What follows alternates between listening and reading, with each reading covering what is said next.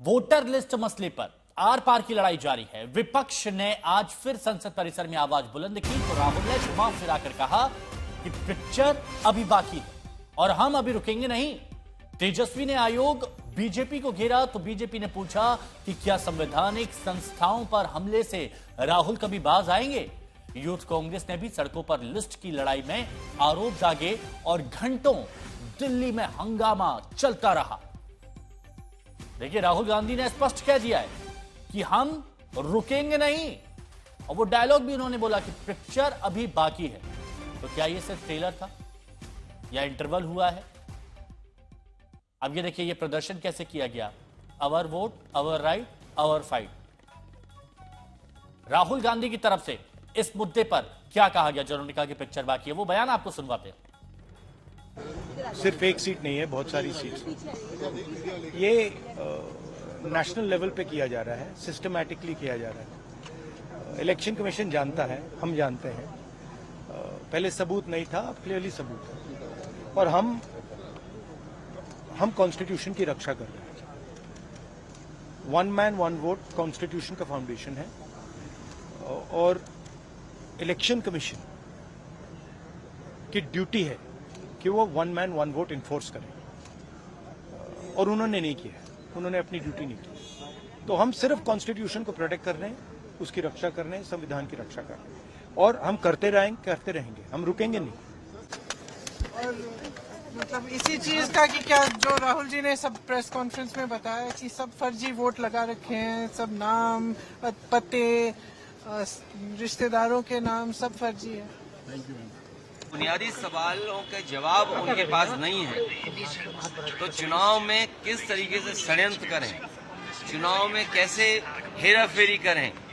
अगर एसआईआर की बात थी तो ये 1 साल पहले भी लाई जा सकती थी, प्रदेश में समय भी मिल सकता था, लेकिन जानबूझ करके जब उन्हें पता है कि बिहार की जनता उनके खिलाफ तो एसआईआर के बहाने ये बड़े पैमाने पर वोट काटना चाहते हैं। और जो आज एफिडेविट मांग रहे हैं कांग्रेस पार्टी के नेता राहुल गांधी जी से, समाजवादी पार्टी ने लगभग 2 साल पहले 18,000 वोट ऐसे जो डिलीट किए गए थे, जो 2019 में वोट जिन्होंने डाला था 2022 के जब चुनाव में गए तो वो डिलीट रहे, उसकी हमने एफिडेविट के साथ जानकारी दी और शिकायत की।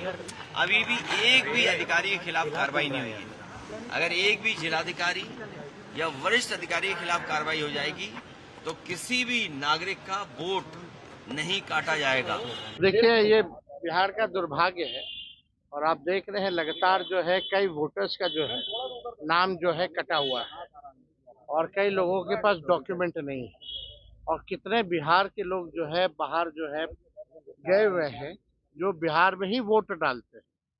तो ये तो एक पूरी तरीके से एक षड्यंत्र है भाजपा का और भाजपा इलेक्शन कमीशन को आगे करके अपना काम करवा रहा है। हम लोग निकलेंगे, राहुल जी आएंगे, हम लोग साथ में जो है सड़कों पर बिहार में भ्रमण करेंगे, लोगों को जागरूक करेंगे और भी जो इश्यूज हैं बिहार में, बेरोजगारी का, भ्रष्टाचार का। देखिए, एक चीज़ मैं देख रहा हूँ, बेसलेस कांग्रेस ब्रेनलेस बन होती जा रही है और अगर बेसलेस कांग्रेस ब्रेनलेस हो जाएगी, जिसमें कि जिसका जनाधार जो है सिमटता जा रहा है लेकिन अहंकार जो है वो सिर चढ़ के बोल रहा है और इसी का प्रमाण है, इसी का परिणाम है कि ये जो है वो चुनाव लड़ने के बजाय जो है वो चुनाव आयोग से भिड़ रहे हैं, क्योंकि उनको इस बात का आज भी जो है वो अपनी हार की हताशा में ये जो तमाशा कर रहे हैं, ये आज भी ये जनादेश को एक्सेप्ट नहीं कर पा रहे हैं। आपको याद होगा इनका जो इस तरह की जो चोरी और इस तरह के अनर्गल प्रलाप करने का और विलाप करने का जो इनका सिलसिला है वो अभी से नहीं है कि कांग्रेस मोदी जी का विरोध करने में पगला गई है, कंफ्यूजन की दुकान बन गई है कांग्रेस।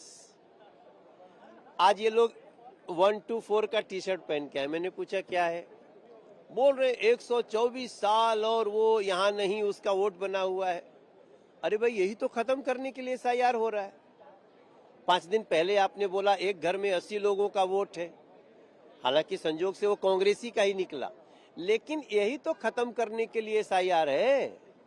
चुनाव आयोग का स्पेशल इंटेंसिव रिवीजन इसीलिए चल रहा है कि जो लोग फर्जी वोट बनाए हैं उनको खत्म किया जाए, जो लोग सही लोग अब रह गए हैं वोट बनने के लिए उनको वोट बनाया जाए, जो लोग 2 जगह वोट बनाए हुए हैं उनको खत्म करके 1 जगह का वोटर रहने दिया जाए जो जहां का बनना चाहे।